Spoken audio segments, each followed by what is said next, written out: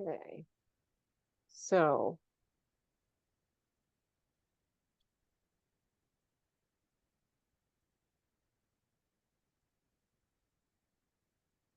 all right, well, let's get started, folks. Good morning, good afternoon, and good day to all of you, peers and allies, and those who are joining us from around the world. Welcome to our second interactive Global Recovery Dialogue. I'm Nancy Dudley. I'm in Washington, D.C. I'm a consultant to the Colombo Plan and a member of the U.S. State Department's Global Recovery Working Group. Today's event is the second of what will be a monthly global dialogue.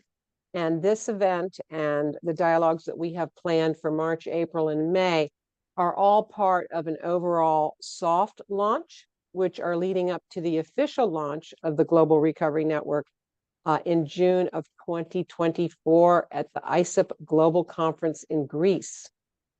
The Global Recovery Network, or GRN for short, is a new global entity, and our members are both peers and allies and are supported by a consortium of international organizations such as Colombo Plan, UNODC, and others. And our mission is to promote a universal understanding of recovery and the diversity of ways in which it can be practiced. One quick announcement for those of you who may be interested, our GRN website is under construction and will be unveiled prior to our launch in June. So those quick announcements. Let's get started. And I'm very pleased to introduce our facilitator for today, Michael Botticelli. He is the chair of the Global Recovery Network and the former drug czar of the United States, and that he was the director of what was formerly known as the White House Office of National Drug Control Policy. And Michael was appointed and served as the drug czar under President Barack Obama. Our presenter for today is Sammy Ombisa, who is a professional wellness coach and a very strong recovery ally based in Kenya. And Sammy will speak on the topic of what is a recovery ally. So, Sammy, the floor is yours. Thank you so much, Nancy and Michael and Ashwin, for this preparation. It's wonderful to see each and everyone who's been able to log in, and I'm pleased to be part of this Global Recovery Network. And happy to see all the recovery allies online. I salute you. So today I pick it up from where Ashwin had left, and we shall be looking at who, what, and why, and how of a recovery ally is all about. So as I said, last month, Ashwin helped us to look at what recovery is all about, and we picked it up from the SAMHSA definition of recovery, which helped us to see that recovery is a process of change through which individuals improve their health and wellness and live a self-directed life and strive to reach their full potential. So having that in mind, I bring to you this discussion using my own journey as a recovery ally. And we begin by looking at who am I? So let's move on to the next slide, Ashwin. So who am I? I am an elite, former elite athlete, then became a wellness coach, supporting sports people, and later became a recovery ally. So while I was helping these people in the various aspects of their wellness, I realized that some of them actually required more support beyond the sport. And I needed to bring in my recovery ally skills at this point. And so I work directly with the persons in recovery, and sometimes I advocate for recovery in the community, educating the community about issues to do with recovery. And that's how then I get to bring in those who are hard to be reached and also be able to make sure that every other person in the recovery, especially those in the sports arena, are able to be supported. Let's move on, Ashwin. So when I say that I work as a recovery ally, we also have two types of recovery allies. The first one is the recovery ally workforce.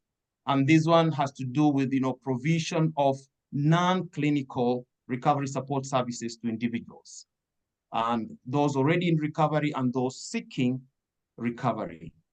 And usually in this kind of space, I interact with the treatment facilities and other recovery programs like NGOs that provide recovery services to be able to support this kind of people.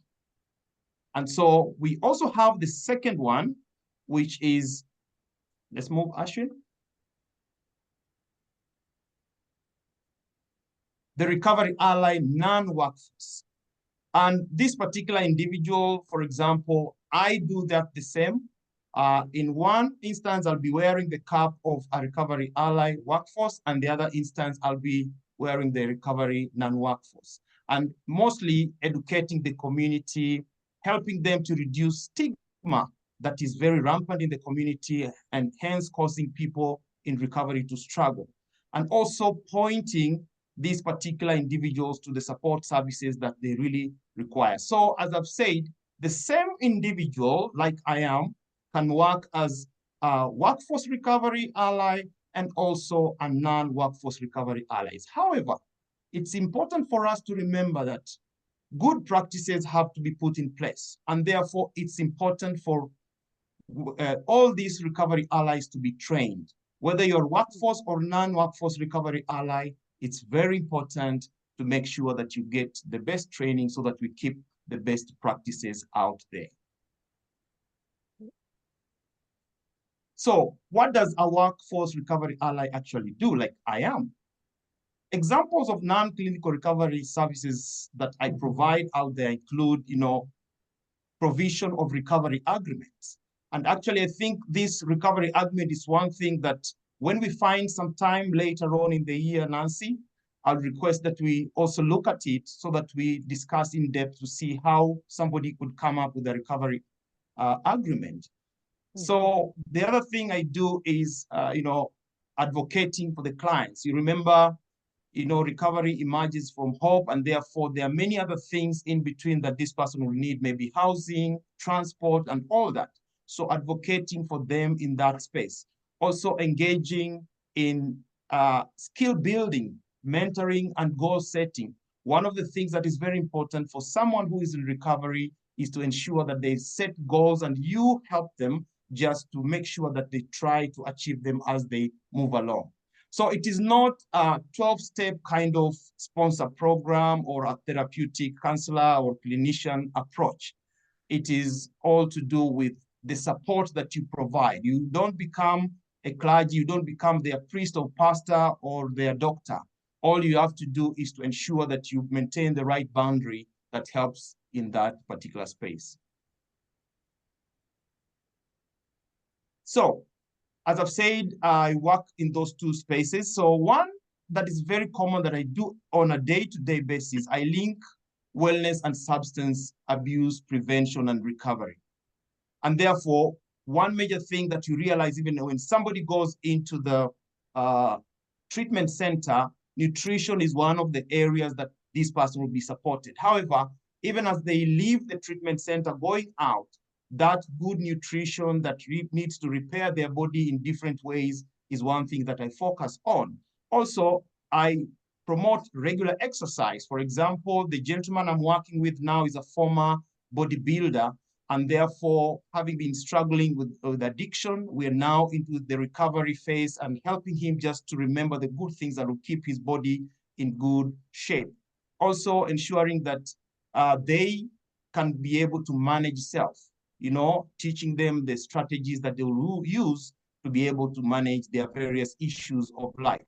So as a recovery ally and wellness profession, I link my clients in recovery with peer support resources in the community as a major program that benefits these kind of people.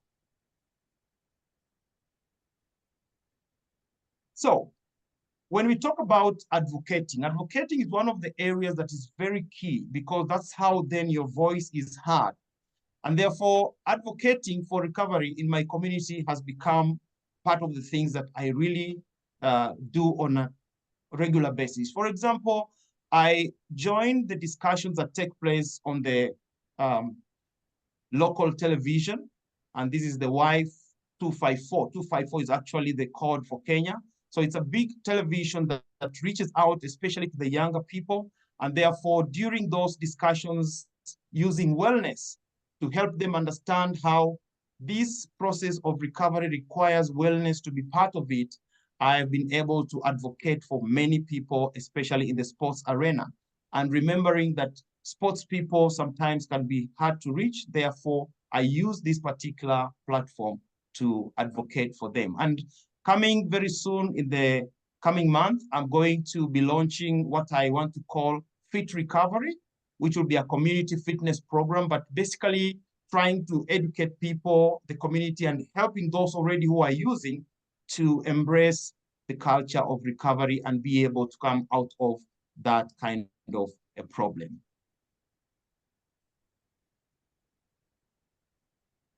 Let's move, Ashwin. So from that discussion we've had in those few slides, I just want to pose to you a few questions that will somehow help you to be able to now start thinking about this recovery journey and you taking up the position of a recovery ally, whether it's workforce or non-workforce. So the first question is, what platform or skills and tools do you have that will help you to promote recovery in your space, in your community? When you look around, what are the skills that you already have? What is the platform that is available? So for me, one of the platforms is the local television or radio station. The other one is the use of sports. So just approaching the sports people in the playing ground and being able to use that. And also talking to their coaches and those who manage the sport. So as a wellness professional, I engage in hard-to-reach elite athletes and sports professionals who need recovery support services. Remember, sometimes people will come into the retiree age and then they are unable to sustain the stresses of life and they find themselves in addiction. So this particular group, I try very much to reach. And also, in a big way, as a former elite athlete representing Kenya in soccer to very top level, I use my media platform for recovery messages. I also post and write a lot on the social media just to be able to reach these people in a language that they can understand, you know, using and customizing it also to the environment in which these people are. If it's slang, helping them to speak that slang in a way that will help them to understand this particular message. And so I want to encourage you, even as you go into this dialogue and discussion, let's also think widely about the skills, the tools that you have in your space that you can use for this particular work. Thank you so much. Back to you, Michael. Great. Thank you, Sammy, for that presentation. Thank you for what you do. I think those of us who have been doing this work for a long time thoroughly understand and appreciate the role that allies play in terms of supporting the work that we're trying to do. And, you know, from my experience, both at the state and at the federal levels, allies, quite honestly, have played probably even a more significant role in trying to promote good policy and good practice as it relates to the work that you're doing. Sammy, let me ask you a follow-up question on your presentation and your own journey to talk about, right? So, you know, you had this career. You certainly didn't have to become a recovery ally. Talk about kind of why it was important for you as a former elite athlete to really work on and work with people in recovery and advocate for them. There are many people who know people in recovery, but don't do that. So why was it important for you to take your skill set and kind of transition that into being a recovery ally? What was the process that you went through? Thank you so much, Michael, for that. So the first thing I realized when working with them as a wellness coach is that I had heard about people going to the treatment facilities. But then what happened just soon after the facility, I never heard about. And there was no one talking about, the post-treatment phase. And so as I interacted with more of them, I came to bump into information that was very helpful for me because one of them, a former athlete, said, you know what, I wish I went back to the treatment facility because they've left me. And so at that point, it struck me to realize that this particular person required more support. And so at that point, I asked him, what can I do to help? And he was like, even now, I don't even have a place to live. My relatives have abandoned me. And that was a point that for me clicked, and I realized I needed to do something. So while helping him to get a place to put up, to get food and all that, I didn't provide the food to him, but I was able to talk to the area chief, the local administrator, and then also talk to the police commandant, so that this person is from recovery in the treatment. You shouldn't be arresting him again because he's just recovering. So, and helping him to realize that going back to that drinking and use of the marijuana was going to damage him. So that was the first point. I noticed there was a gap between treatment and the after treatment. Then secondly, being a role model, having been a sports person that people have identified with, you're a role model. And therefore, naturally, in my community, people expect you to be, seen like you're supporting whichever, whether it's education, whether it's sports and all that. And so I thought, let me pick an area that will be easy for me to be able to interact with people who understand, at a level that I'll also understand them. And that's when I jumped into sports arena, because I knew many others that had gotten injuries and their careers had just been ended because they later on got into drugs and they just died or disappeared somehow. So that gap was a major point for me to enter into pursuing recovery. Great, thank you. I noticed, let me ask another question. I noticed in your presentation, you talked about the importance of recovery allies being trained. You had it in all capital letters, you had it bolded with an exclamation point. Yes. And so I want you to expand on that. Why do you think it's critical to kind of train allies in recovery and to become an ally? So can you expand on that? Because I think we've all seen instances, quite honestly, I have, where well-meaning, well-intentioned people who think they might be supporting both people in recovery and in terms of their advocacy, where they can actually do some damage in terms of kind of positions or how they talk about it. So can you talk a little bit more about kind of why you think it's important that allies have at least some level of training on recovery and about the work that they're doing? Thank you. So the first point has to do with the understanding that, as you've said, anyone in the community can decide today I'm helping, but they're helping from a point of their own knowledge. And remember, in recovery, we said it has many pathways. However, within those many pathways, there are things we have to consider. There's the cultural aspect. There is the aspect to do with respect for human dignity and all that. So the training for me was helpful because it also helped me to understand the boundaries that I need to keep.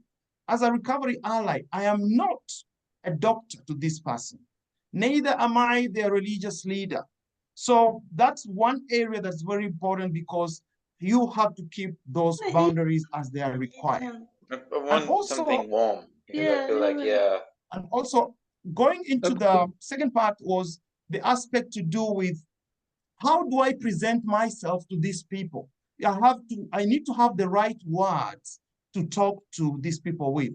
I don't just talk to them like any other person on the street, because remember, words matter.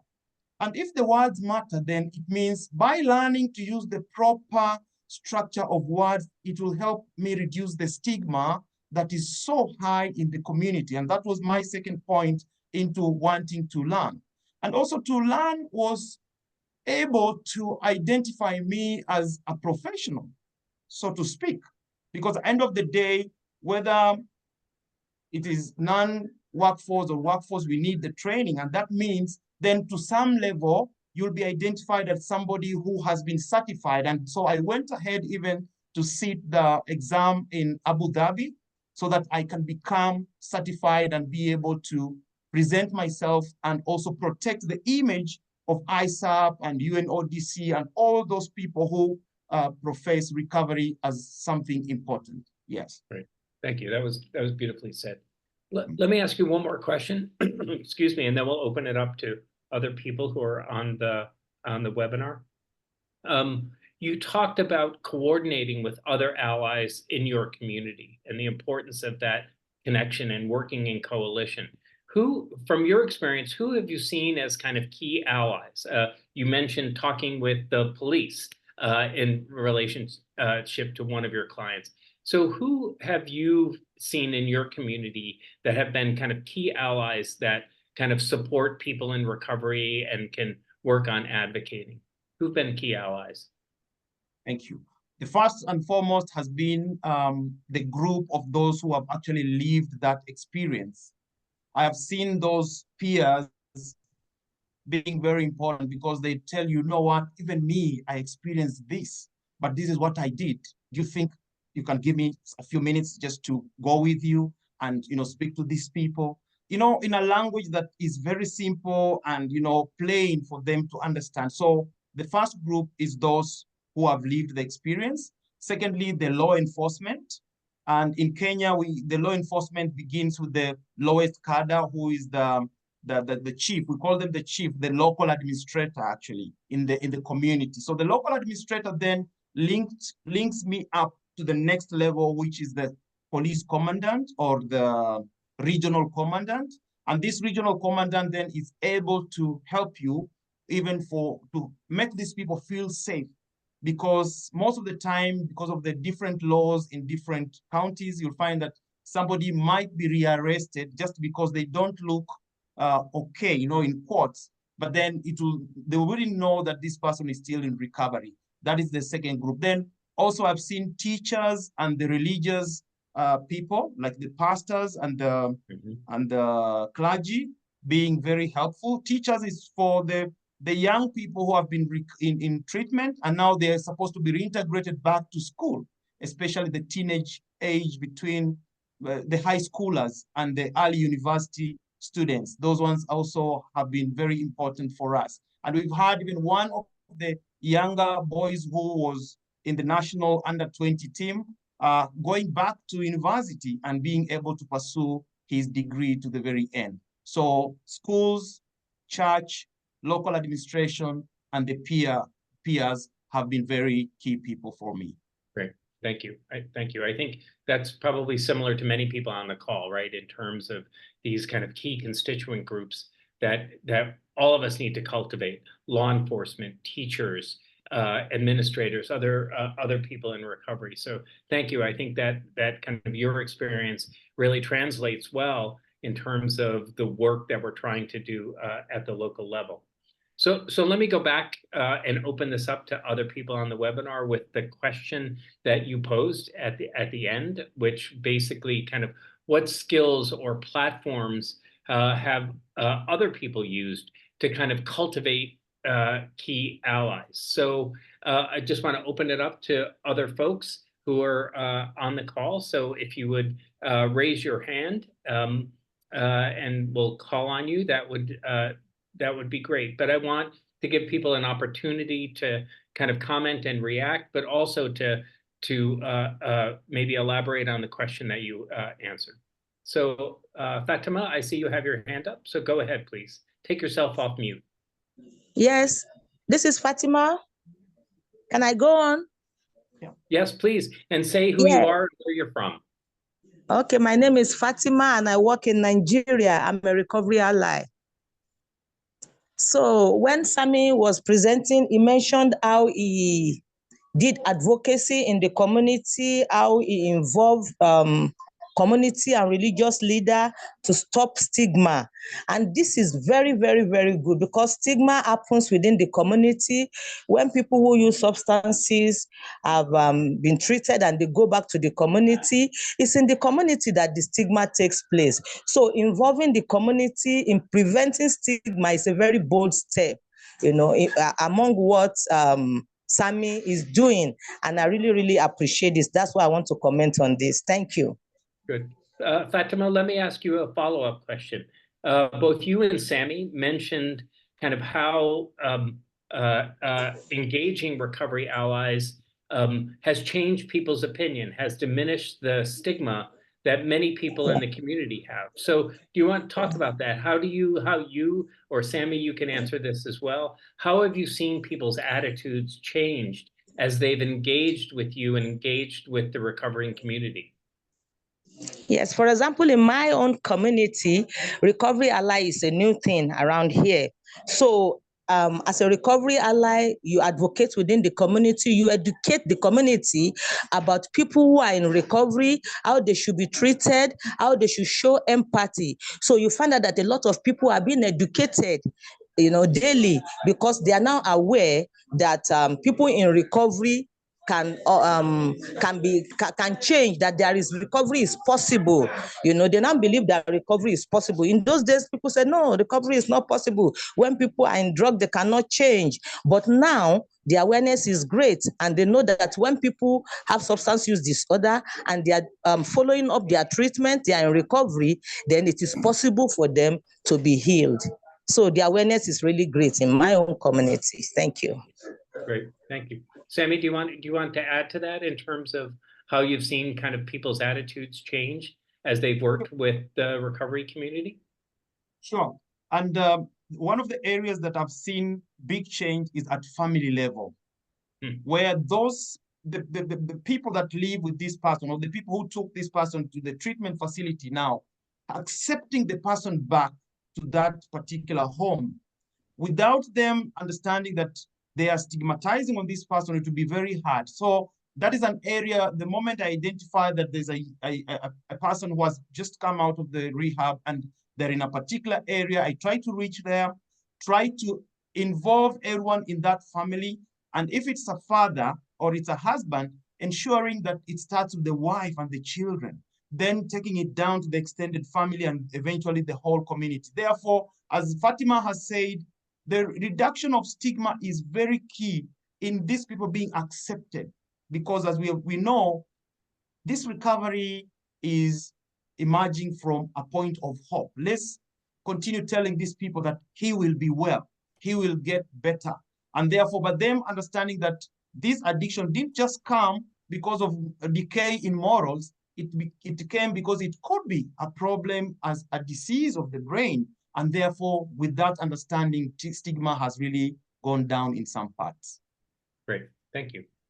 I wonder if other people on the webinar today have other examples that they have seen as successes in their communities, and talk a little bit about how they've engaged allies, successful efforts they've made at the local level in terms of engaging allies. So just want to open it up to other people on the call and see if they have kind of their own examples of how they have engaged recovery allies that help support the work that they're trying to do, either the workforce or advocacy.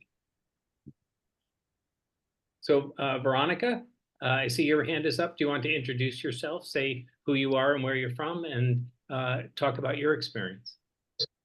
Yeah, I am Veronica from Nigeria. I actually have a rehabilitation center, and I want to share my experience. Veronica, I'm sorry to interrupt, but I don't think we can hear you that well. So I don't know if you need to get closer to your microphone. Can you hear me now? That's better, but speak loudly, please. As I said, can you hear me right now? Better, but Hello? hello, can you hear us? Yes, I can hear you clearly. Should I go ahead? Yes, please go ahead. Just speak loudly. Yeah, I'm shouting even. I said that I have a rehab center and I want to share my experience for people in recovery after discharge. We realize that, like Madam Fatima said, many people have no knowledge of recovery. The community is also made up of the family. So what we do is, after discharge, we attach an officer to the patients, especially for the families that are willing to be followed up or to continue with us as a recovery officer. We find out that between the people that are using the services of recovery, they actually do better than those that are not using the services of recovery. Now, we looked at it. What was it that we're doing different that those people that were not using the services of recovery were not doing? We find out that continuous encouraging them, knowing when and where they are at a particular time, arose their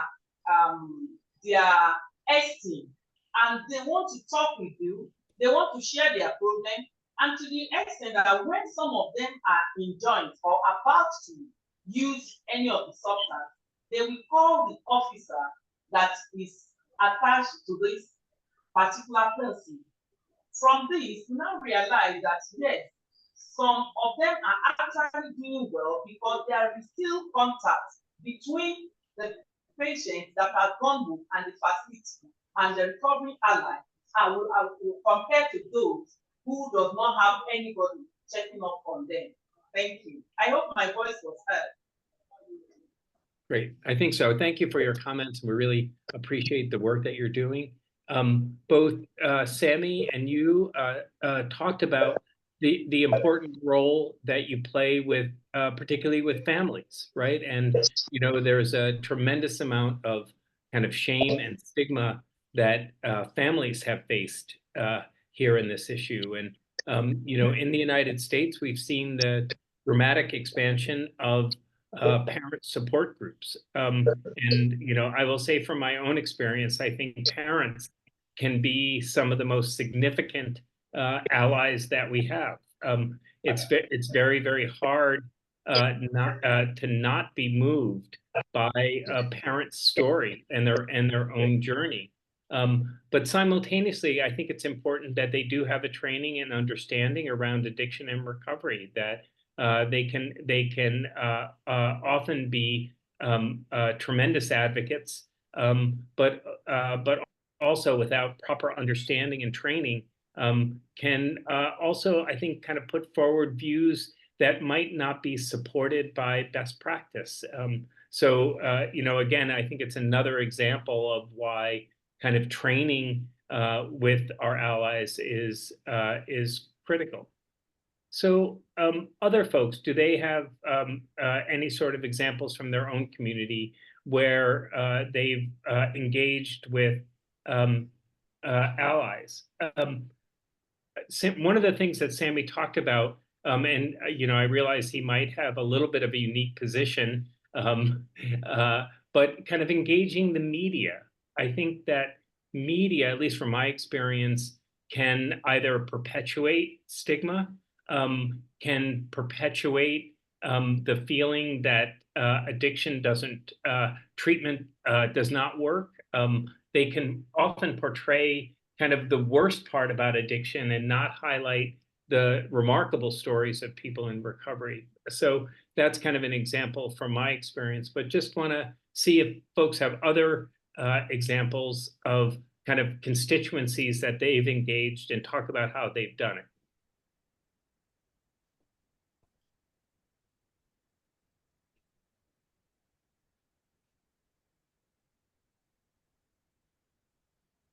I can jump in here. I was just going to ask you, Nancy, if you had some thoughts here.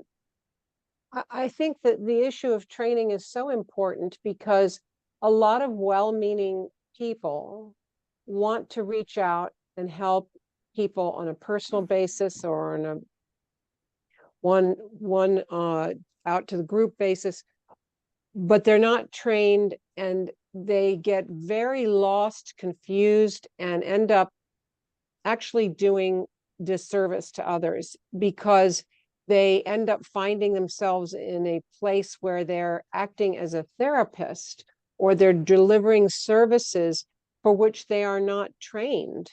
And this is a tricky area. And I think many people who call themselves recovery allies and are very well-meaning don't understand that recovery allies might be clinicians. They could wear two hats, but when you are a recovery ally, you are delivering non-clinical services. You're helping that individual to get to court, to find childcare, to make sure they're making their doctor's appointments. Very important, tangible tasks and duties that help someone stay close to the world of recovery, stay immersed in it, and they're life-saving skills that recovery allies have, but they're not doctors and they're not therapists. I think that's the one area that can be very confusing. And I mean, Sammy, you are such a hero in your community. I am absolutely bowled over by your commitment. It's really something. I mean, you were already, you know, people were clapping for you in stadiums, and now they're clapping for you in other ways. I wanted to make a point, and I don't know if others have the same experience, that as a person in recovery myself for many years, I didn't realize even what a recovery ally was, and that I was in fact a recovery ally. I was a recovery ally before I knew I was a recovery ally. And to your point, Michael, my constituency, whatever you want to call it, were neighbors, right in my own community, having a cup of coffee with a neighbor who introduced me to someone else. And then somehow the pain and suffering that addiction produces would come into the dialogue. And because of the work I do professionally, I knew a lot of resources in terms of treatment in the community. So I found myself having this list and then saying, this is where you might go. This is who you might get some help from. And then lo and behold, that morphed into somebody giving my number to somebody else. And my goodness gracious, I was getting calls from California and people I didn't know saying, I don't know why I'm calling you. I'm never met you, but I was told that you could be helpful to link me with some resources. Could you help me? And it was just a sort of process that happened on its own. But I think it's interesting that many people in recovery don't realize that they too can be recovery allies in a very tangible way. So that's Great. my contribution. Great. Thank you, Nancy. You know, one of the groups that we haven't talked about yet that is can be either incredibly helpful recovery allies or incredibly harmful, and that are folks in the political sphere, government people. I think, you know, those people who kind of have the ability to pass laws or to direct funding.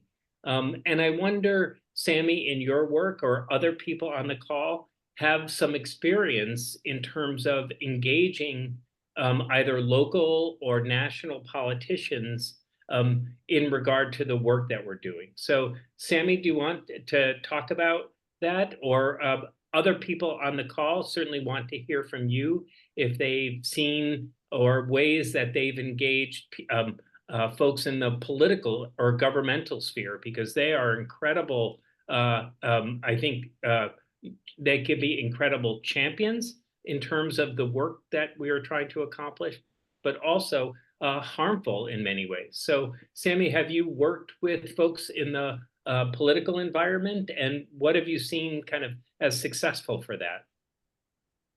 Thank you. So one way I've worked with the people in the political environment is helping to educate them about recovery. It's not very easy to access this particular group of people. However, if you get a chance, like now we have one thing that is going on in the national office, I think, to do with sports tournaments being arranged in different counties throughout the country, and therefore having people in the industry talk to them about the importance of abstinence on all that. But within that space where they are talking about abstinence and treatment and all that, that's where now I've tried to get a chance to speak to the leaders on the ground at that particular area. And I've seen, for example, one of the leaders saying, you know what, you are just surprising me with this kind of news, because I never knew that there is something that needs to occur after treatment. All I knew is somebody comes from the rehabilitation and boom, they are good to go. Okay. And that's the point now. He has actually shown interest for us now to reach more people and find out those who have been in treatment and they have already gone back into the use of the substance, so that we can see how best to help them. However, as you have said, it's a very important group that we need to reach to, because they are the ones that make the policies. And if they make the policies without us educating them about how, then it can be another problem again. Great. Do other people have experience? Warren, I see your hand up. The floor is yours. Say who you are and where you're from. My name is Warren Cornelius. I'm from South Africa. I work at the University of Cape Town. Welcome. So I wanted to speak about, firstly, the politicians. So I think it's important to remember that politicians are just human beings, right? And they also come with, they're not special beings or anything. They're just human beings, and they also come with their own cultural background, their own set of beliefs and understandings of where they come, and so they come to the table with that set of and that understanding. And I totally agree with you that there's a lack of kind of a baseline knowledge across all these spheres. And but what I have found, specifically in South Africa and the communities and where I work in local government levels, you find that because there's such a huge treatment gap and accessibility is so low for treatment itself, and so you find there's often there's like a revolving door phenomenon that happens. So people don't find recovery because there is no recovery services. Or there are no recovery services. So the same people are readmitted into these treatment facilities, and that perpetuates a stigma, thinking that people can't recover. They don't recover because they're just it's a revolving door type of thing. And that's only because there's actually a serious lack of recovery, especially in underserved communities throughout South Africa, but particularly in rural areas. And so that's one thing. And when it comes to so often it's faith-based organizations that is the most accessible recovery support in rural communities. In urban communities in South Africa, you would find 12-step programs are the most accessible. But in the rural areas, it's the faith-based organizations, the religious leaders and so on. And they definitely have a strong viewpoint and a strong mouthpiece when it comes to spreading stigma in those communities. And so a big thing that I'd like to do is kind of what are doing Cape Town, and the question that you asked previously is about what are we doing in our communities. So I haven't had the training on like the recovery curriculum as yet, and I'm hoping to do so. I see George is on the call. But hopefully in June. Let's fingers crossed. But what I do and what I have done in my communities is engage with, because I'm in recovery myself for many years.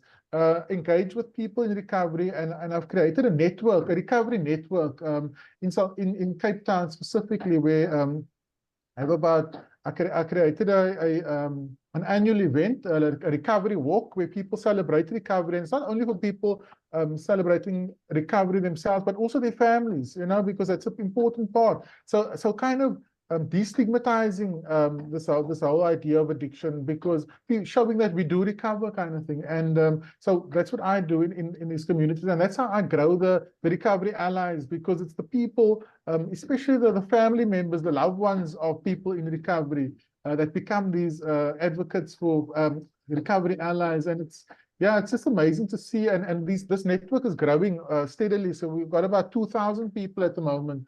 And it's growing day by day, and it's exciting. But what I try to do is use that platform that I do have when we have these annual events and other meetings and so on, is kind of informing people, because as you guys said, people are ill-informed and can cause harm, you know, when they don't know, because they come with this, especially it's always a religious understanding of things, and so what I try to do is kind of use evidence when speaking to people, and kind of getting them on side, but not to dispel the religious things, but rather combining it and seeing how it fits together. And I think that's the only way to go in the context that we live in, where it is largely faith-based. We're trying to work in programs. For example, you spoke about these politicians, so the policymakers, for example, have people who've recovered, but only through religious means, and those becomes the speakers at schools. So that becomes the prevention programs in this country, where those people, only God can save you, and they stand up in front of a school assembly and tell them how they've recovered through God, and poor guys that are sitting in the audience, or the schoolgoers, just can't pray enough. Suddenly God is not helping them for some reason. You know, you get what I'm trying to say, and that's the harm that we're trying to that gets caused by cultural beliefs and things like that, and that's why evidence is important. And I think I'm going to leave it there. I could carry on. Good. Warren, I love your phrase that politicians are people too. And I think it picks up on this theme that, you know, the kind of public attitudes that we have, or, you know, some of the negative public attitudes that we have really permeate many different groups. And I wonder, from your experience, or Sammy or others, I was just doing a presentation last night where I talked about the lack of understanding in the medical community regarding addiction and treatment. Many of those same attitudes are pervasive in the medical community, that treatment doesn't work and people don't recover, or that addiction is a choice. So I wonder if you or others have experience working with the medical community and trying to engage the medical community as kind of key allies for the work that we're doing. Yeah, I don't know if Sammy wants to take this, but I do have some experience, especially with the medical fraternity,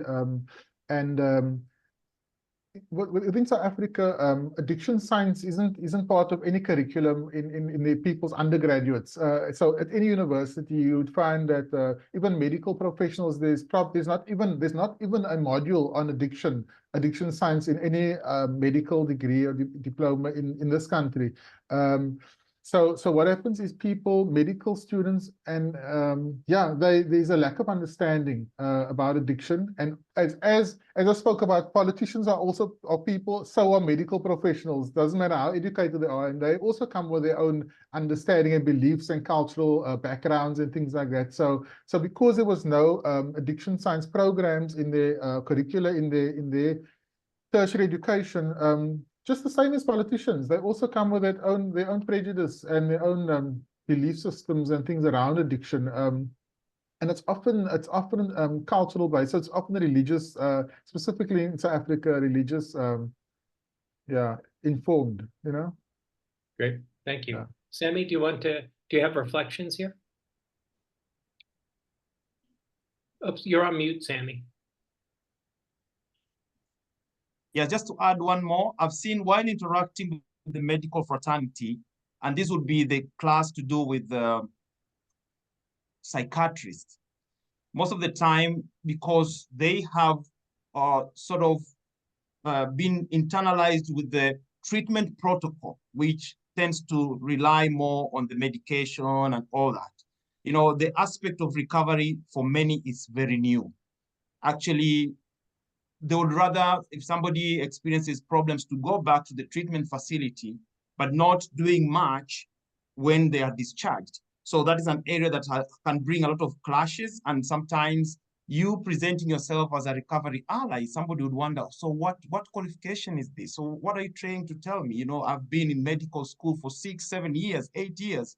What are you telling me? So this sort of brings that lack of understanding in them, brings a bit of tension. But then I think slowly I've seen also some hospitals now embracing addiction. As Warren has said, there should be some sort of curriculum somewhere that talks about addiction, and it will be helpful.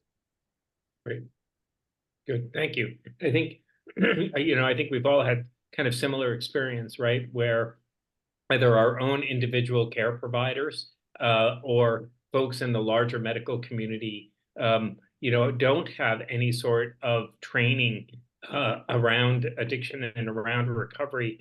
And sometimes it's, to Nancy's point, it's our own individual stories and our own individual journeys, I think, help engage people in the medical community as part of kind of really critical allies in terms of the work that we're doing.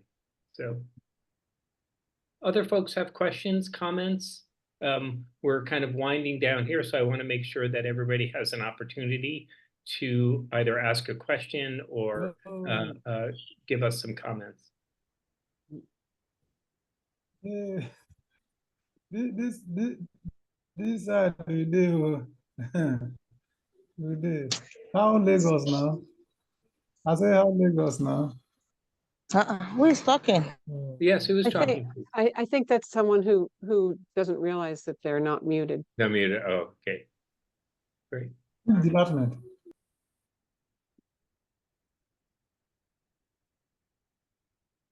I wanted to pick up, Michael, on just, there's something so subtle about the judgment that comes in our response to active addiction. And, you point out very adeptly how, whether it's people who are in the clergy or in the religious community who are devoted to helping lost souls, let's face it. And then there are people who spend years and years studying how to help wounded and diseased bodies, people in the medical community. But this very sneaky judgment element seems to come in when it when the issue is addiction. And having been for decades locked in active addiction, I can tell you I was no fun to be around. I was a conniving, dishonest, unreliable person who was massively self-centered. And so that, I think, is why we as allies are called to really find our best selves and to demonstrate and model for others what it is to view an issue without judgment. And that a pastor title or a doctor title doesn't relinquish you from that obligation to see with the eyes of compassion. And in so many ways, this issue can bring us together as a humanity, that you don't have to be in recovery to be a recovery ally. And that, let's face it, if we are all looking with eyes of compassion at our lives, at ourselves, at those we love, we're having a better life, So anyway, I just wanted to mention that subtlety. Great. Thank you. I think if you look at any kind of great social movement, right? No matter what it is, it's really been allies, quite honestly, that have been a key component to that success. And a number of you have mentioned kind of the role that kind of us as individuals in recovery can play in terms of changing people's attitudes and engaging people in our movement. And, it's that act of kind of our own storytelling and our own kind of coming out, if you will, about our own recovery that can't be underestimated. I think people's story of change and of progress goes a long way in terms of engaging folks. I've always used the expression that science and data alone aren't enough to change people's attitudes, that people change people's attitudes. And I think kind of, the strategy of individual storytelling and our own experience can't be underestimated in terms of engaging a whole host of people in our community. So I'm probably pronouncing your name correctly. Yeah, Eusebia, I see your hand is up. Good morning, good afternoon, everyone. I am Eusebia Naitore. I'm from Kenya. Sammy is my colleague, and we have been working together with him. I'm also a recovery RI, working in a rehabilitation center, and it is called the Retreat Rehabilitation Center that accommodates a number of patients. And I've seen miracles happen when we discharge our patients. And while they are out there, we are able to reach out to them. And actually, what we normally do is that we try to offer aftercare programs that helps them to maintain sobriety. And we realize that when we follow up with these recovering individuals, there is happiness in them because they experience different people in themselves, and they're able to take care of themselves and to reach out to their communities, and also to take care of their families, as well as engaging in their workplace. So what I want to say is that I've read the presentation today. It's very powerful. And also I thank the organizing team for this. I think this is a relevant forum where I would encourage the team to continue reaching out to people who are in need of recovery, get to understand what actually they require in order to maintain sobriety, to maintain sobriety in their life. Because it works for those people who have a support system in their workplace, in their families, or other institutions. Otherwise, thank you. Have a lovely day. Have a lovely evening. Great. Thank you. Thank you for joining us. We're almost at time, so I'm going to give our good friend Ashwin the final word here before we wrap up. Thanks, Michael. Yeah, I know we're out of time, but I'm sort of itching a burning desire. You have a burning desire, as we say, right? Listening to Nancy earlier, when we're talking about stigma, and I also think that what happens sometimes within the recovery community is that there's stigma towards allies. There's it's such an exclusive club that I don't want to invite people that do not have lived experience into my club or into my treatment center. And I see this like Warren, you were saying earlier, it's very common within faith-based programs, within peer-based programs, that there's a fear that if I let someone in, they don't understand.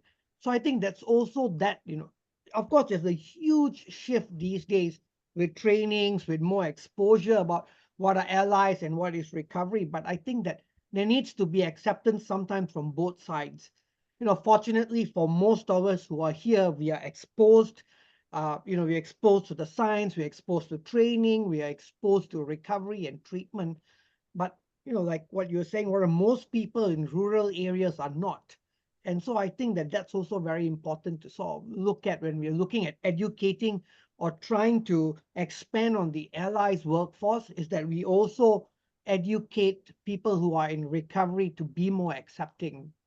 Yeah, so that was my burning desire to sort of jump in there. Yeah. No, thank you. And I think that's a great call, that this is a two-way street, right? So that if we also want to think about how we do it, and, and I've seen as a member of a 12-step group for a very long time, sometimes we confuse anonymity in our 12-step membership with kind of silence, if you will, or isolation, where we're not reaching out to other people. So unfortunately, we're a little bit over time, so I want to just be respectful here. I want to thank Sammy for his really, not only for his work, but his presentation.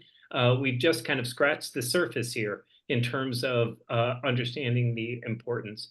I also want to thank Nancy and Ashwin for helping to organize these dialogues and for hosting. And I hope you will join us on March 7th for our next dialogue with Dr. Andre Jones. She is going to be talking on a very hot topic in our field right now, and that is harm reduction in the context of recovery. And I won't go into it, but there's lots of discussion, dialogue, debate on kind of harm reduction and its role with recovery. So I want to thank you all for joining us today. Really want to thank you for all of the work that you do, and hope that you will both join the network when we launch and continue to engage in these dialogues. So thank you very much, everybody, and have a great day. Thank you. Thank you. Thank you, Michael. Thank you. Goodbye, everybody.